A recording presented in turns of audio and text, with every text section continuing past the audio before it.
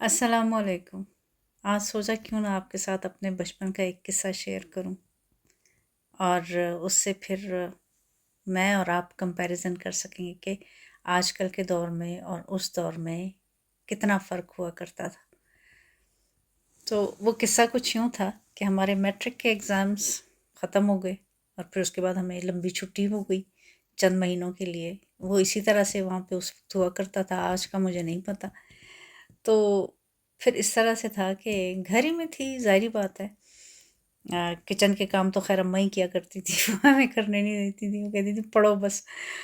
तो एक बार ऐसा हुआ कि दरवाज़े पे तो नहीं, गली में एक आवाज़ आई कि पंसूरते ले लो, सिपारे ले लो और वो क्या कहते हैं अपने बच्चों की नमाज़ की किताबें ले लो। तो मैंने अम्मा से कहा कि अम्मा मुझे पंसूरता चाहिए ना, तो मैंने लेना है। तो उन्होंने कहा अच्छा ठीक है जाओ उसे रोको, मैं हदिये के पैसे तुम्हें देती हूँ, फिर वो उसे दे देना। तो मैं भाग के गई, मैंने दरवाज़ा खोला और उसे रोक लिया और उससे पूछा कि भाई मुझे पंसूरता चाहिए। तो उसने कहा हाँ है।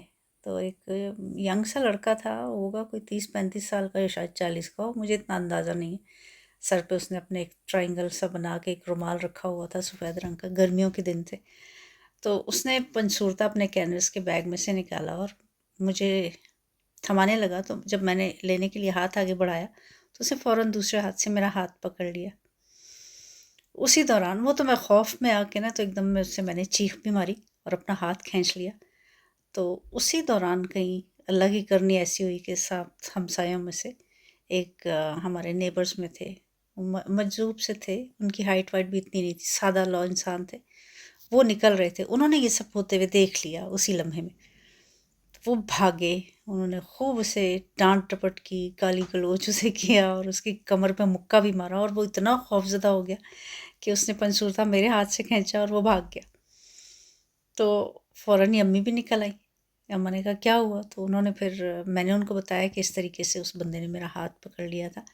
तो फिर वो जो नेबर्स के थे हमारे हमसाए, उन्होंने अम्मा से कहा कि भाभी आप अगर कोई चीज़ लेनी होती है तो आप ना बच्चियों को मत निकाला करो, आप खुद निकला करो, हालात अच्छे नहीं हैं। तो मुझे उस वक़्त तो इतना नहीं महसूस हुआ, लेकिन आहिस्ता-आहिस्ता वक़्त गुज़रने के साथ आज सोच रही थी कि अभी रिसेंटली जब मैं चंद सालों के लिए दोबारा से पाकिस्तान में मेरा कुछ अरसा मैंने गुज़ारा 3-4 साल।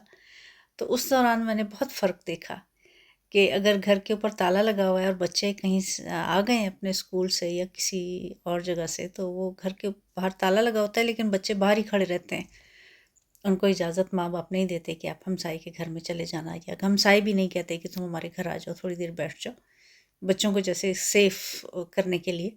लेकिन आजकल बच्चों की सेफ्टी इसमें नहीं रही है और मुझे हैरत होती है कि उस वक़्त जो था वो सब अपना फ़रीज़ा समझते थे। अपने मोहल्ले के बच्चों को, बहन-बेटियों को, अपने घर की बहन-बेटियों जैसा और अपने घर के बच्चों जैसा समझा जाता था।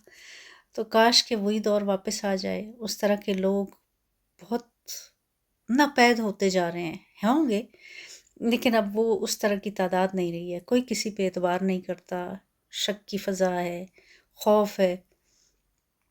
तो मुझे वो वक़्त याद आया, तो सोचा क्यों ना आपसे वो खूबसूरत दौर का एक छोटा-सा किस्सा आपके साथ शेयर करूँ कि अगर कोई ऐसी सिचुएशन हो जाती, तो अगर घर में आपका भाई या बाप नहीं है, तो आप अपने आप को अकेला नहीं समझते थे, इसलिए कि मोहल्ले वाले जो थे ना, वो भी आपके साथ बाप और भाइयों जैसा ही सलूक किया करते थे। खुश रहें, आबाद रहें।